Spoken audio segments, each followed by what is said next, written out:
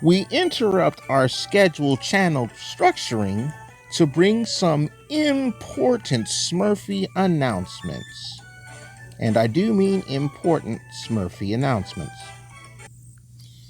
The Smurfs license holder, Imps, is renaming the brand to the Peo Company. Yes, you heard that right.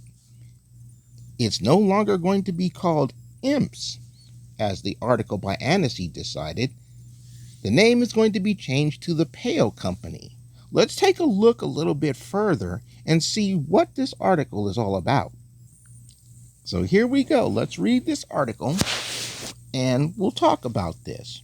I know I'm in the middle of channel restructuring and I said I wouldn't bust out any new content, but as someone who brings you Smurf content, this is something that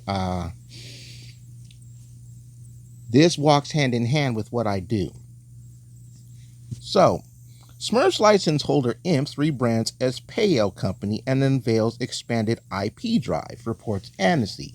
Now, before I read this, I want to let you guys know Imps is the name of the company that was given by Peo Culliford's daughter, Veronique. So, just to paint the scene of the picture here. Anyway, let's get to reading.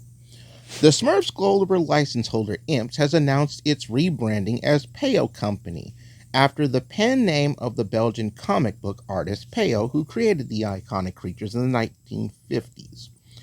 The company also revealed it's embarking on a new strategy to expand the Smurfs franchise and revive other original creations from Peo's Johann and Peewit and Benny Breakiron comic books. To those who don't realize this, or if you forgot, the Smurfs were actually not main characters. They were signature characters from the story The Tales of Johann and Peewit that had their own unique episode centered around these wonderful blue creatures that Johann and Peewit actually discovered. Set against the backdrop of medieval Europe, Johann and Peewit comic strip series was published first in 1946 and eventually generated 13 separate albums. First introducing the Smurfs in a Johann and Peewit story called The Smurfs and the Magic Flute in 1958, readers loved the characters so much that Peo decided to create a spin-off dedicated to their adventures. Thus, the Smurfs series was born. You gotta love when you have these series where the main character here introduces these side little characters and the side characters take over the series. We've seen this meme with Gru from Despicable Me, and the minions take over the series. Benny Breakiron, or Benoit Brazifer, launched in 1960 and revolves around an outwardly normal little boy with secret superhuman strength.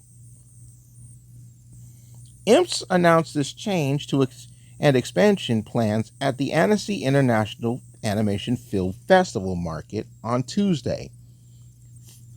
The company was founded in 1984 by Peo's daughter, Veronique Culliford, to promote and preserve her father's works and legacy. Under her watch, The Smurfs has become one of the highest grossing media franchises of all time. So yes, our blue friends are goated. It's been an honor to be able to build such a success out of the blue characters my father created, Veronique said. And now I hope we will do the same for some of his other creations, Johann and Peewit and Benny Breakiron. To underline our engagement to expand his legacy beyond the Smurfs, we are renaming Imps as the Peo Company, she continues. It's a well-deserved tribute to my father and features his signature, with which he signed thousands of drawings as our new logo.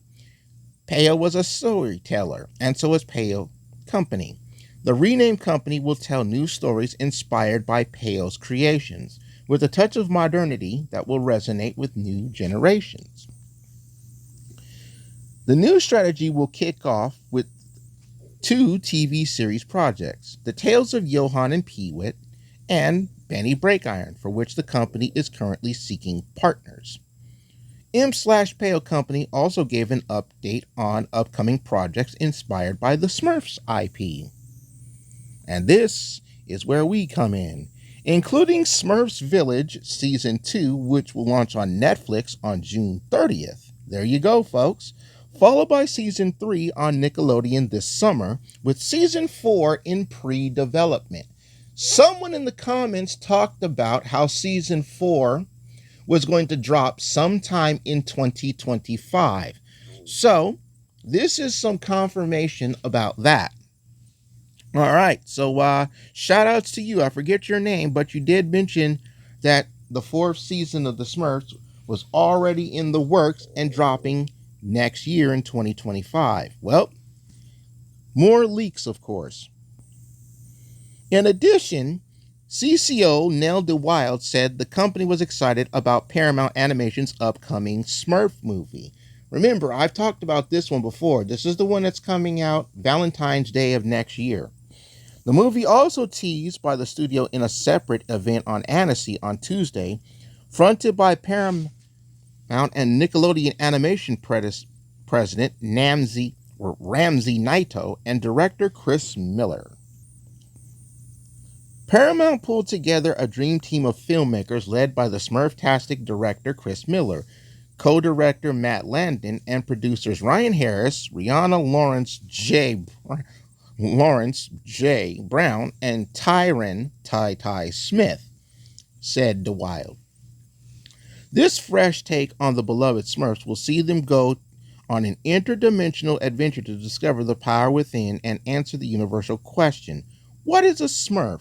We're thrilled that Rihanna is on board to voice Smurfette and write, produce, and perform original songs for the film, which is scheduled to release in theaters worldwide in February 2025 on Valentine's Day.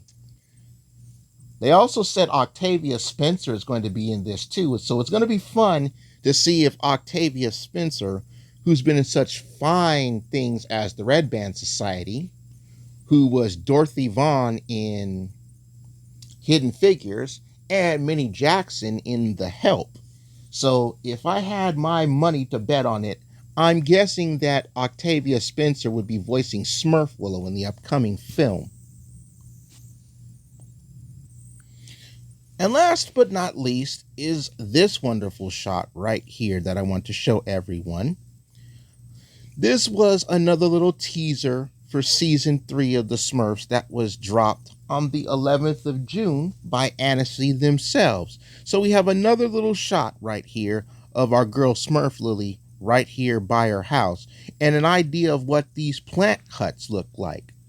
Not sure why that one has a 7 on it, but this reminds me of what's happening in Smurfs The Village Behind the Wall Volume 4, where they turn flowers into the new huts. Remember, when we first were introduced to Smurfy Grove, the girls' huts were in trees. And in the Grove Village, in Smurfs Village, they were just basic huts. But as you can see in this one, with another shot of the Grove Village, it seems that their huts are going to be based off of grown flowers. The saddest part is, Paper Cuts has no, and I mean no, ETA on when they're dropping The Village Behind the Wall Volume 4, and I've frankly given up on the fact of them actually doing it. And as you can see, the copyright down there is Payo Productions. So, I guess the Payo company branding is going to be sticking for, I guess, for now on. What do you think of these developments for our blue friends and the other Payo creations? Let me know what you think. Personally, I'm looking to see how they do his cartoon Pussy, or as they'll translate it if they do it here, Pussy Cat, Le Pussy. Yes, we need the show about Pussy. Thank you guys so much for watching, and with that being said, it's back to channel fixing.